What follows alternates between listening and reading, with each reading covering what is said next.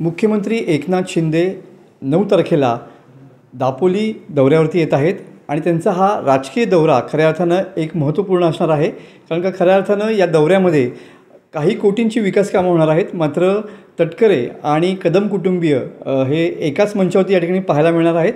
या संदर्भात बोलण्यासाठी आपल्यासोबत आहेत दापोली खेड मतदारसंघाचे शिवसेनेचे आमदार योगेश कदम सर. कदम साहेब, खऱ्या अर्थानं कोट्यावधी रुपयांचं विकास कामांचं भूमिपूजन या ठिकाणी शिंदेंच्या हस्ते होणार आहे. मात्र याचबरोबर तटकरे आणि कदम या दोन कुटुंबामधलं राजकीय जे वैर आहे ते या निमित्तानं कुठेतरी कमी होताना पाहायला मिळणार आहे, संपल्यात जमा होणार आहे. काय सांगाल? नाही, सर्वप्रथम महाराष्ट्र राज्याचे मुख्यमंत्री सन्माननीय एकनाथ शिंदे साहेब हे दापोलीमध्ये 9 मार्चला येत आहेत आणि हर्णे बंदर विकसित करण्यासाठीचा आपण 205 कोटीचा निधी आपण मंजूर करून घेतला आहे, त्याचं भूमिपूजन आहे. त्यानंतर ह्याम अंतर्गत 2 रस्ते आहेत, एक खेड दापोली रस्ता आणि लाटून ते विसापूर रस्ता. त्याचं जवळपास 150 कोटीचा निधी तो मंजूर करून घेतला आहे. आणि दापोली तालुक्यासाठी महत्त्वाचं असलं म्हणजे 100 बेडचं नवीन हॉस्पिटल, त्यासाठी 20 कोटी आपण मंजूर करून घेतले होते, त्याचं भूमिपूजन आहे. आणि अंतर्गत अजून काही लहान छान कामांची भूमिपूजनं आहेत. अशी एकंदरीत 450 कोटी कामांची भूमिपूजनं हे सन्माननीय शिंदे साहेबांच्या हस्ते येत्या 9 तारखेला होणार आहेत. होय, सन्माननीय तटकरे साहेब हे आज रायगड लोकसभा मतदारसंघाचे खासदार आहेत. महाविकास आघाडी असताना आमच्यामध्ये नक्कीच काही हेवेदावे होते. आम्ही शिवसेना राष्ट्रवादी एकत्र काम करत असताना देखील आमच्यामध्ये त्यावेळेला नक्कीच वाद होते.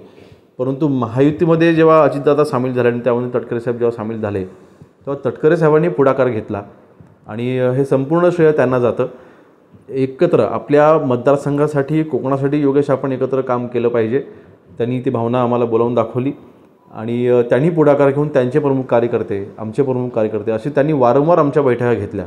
जे काही वादविवाद होते आम्ही एकत्र सगळ्या कार्यकर्त्यांसोबत आम्ही चर्चा केल्या आणि त्यांच्या पुढाकाराने त्यांनी हा वाद निवडला. संपूर्ण श्रेय मी त्यांना देतो.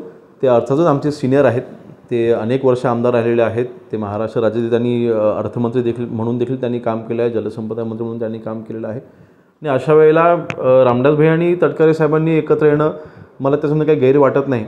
आणि चांगल्या कामासाठी जर का एकत्र येणं होत असेल तर कोणाला वाईट देखील वाटता कामा नये. आज जर का वाद बाजूला ठेवून, कारण शेवटी विरोध होत असतो त्यामुळे प्रकल्प मागे राहत असतात किंवा प्रकल्प रखडत असतात. हा विरोधच ज्यावेळेला राहणार नाही त्यावेळेला कोकण अजून तेजीने पुढे जाईल ना, म्हणून ह्याच्यामध्ये काही गैर नाही. सध्या सर्वात रंगतदार लढत ही लोकसभेची रायगडमध्ये पाहायला मिळणार आहे. आणि उभाटाकडून समजा जर अनंत गीते उभे राहिले तर नेमकं राजकीय गणित काय असेल आणि शिवसेनासुद्धा या सगळ्या गोष्टी कसं बघते? ऑलरेडी गीतेंना मागच्या लोकसभेच्या निवडणुकीमध्ये जनतेने नाकारलेला आहे.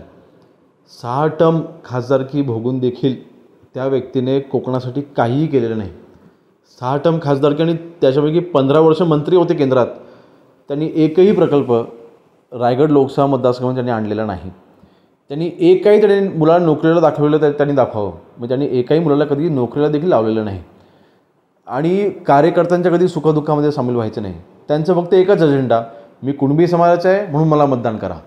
आता जाती आणि सामाजिक राजकारणाला लोक मतदान करत नाहीत. समाज हा आपल्या ठिकाणी असतो. प्रत्येकानं आपल्या समाजाचा अभिमान बाळगला पाहिजे, प्रत्येकानं आपल्या समाजाला मोठं केलं पाहिजे. पण राजकारण, निवडणूक आणि समाजाचा कुठलाही संबंध नसतो. आपण खासदार म्हणून जर का त्यांनी योग्य काम केलं असतं लोकांच्या डोक्याला उचलून धरलं असतं. मागच्या वेळेला 2019च्या लोकसभेच्या निवडणुकीमध्ये जर का योगेश कदम दापोली मतदारसंघामध्ये नसता तर आनंद गीतेंना दापोली मतदारसंघामधनं लीड तर सोडून द्या, ते कमीत कमी 30,000 मागे राहिले असते. आता तीच परिस्थिती होणार आहे. ह्या लोकसभा निवडणुकीमध्ये जर का आनंद गीते यांना पुन्हा पडायची इच्छा असेल त्यांनी उभं राहावं.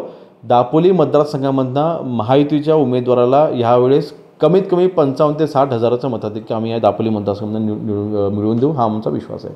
नक्कीच. हे होते शिवसेनेचे आमदार योगेश कदम. कॅमेरामॅन समित गजनेसह मी मनोज लेले, TV9 मराठी, दापोली, रत्नागिरी.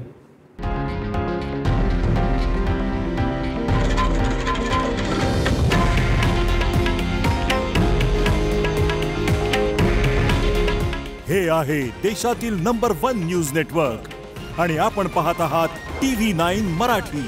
काळजी तुमची, हित महाराष्ट्राचं.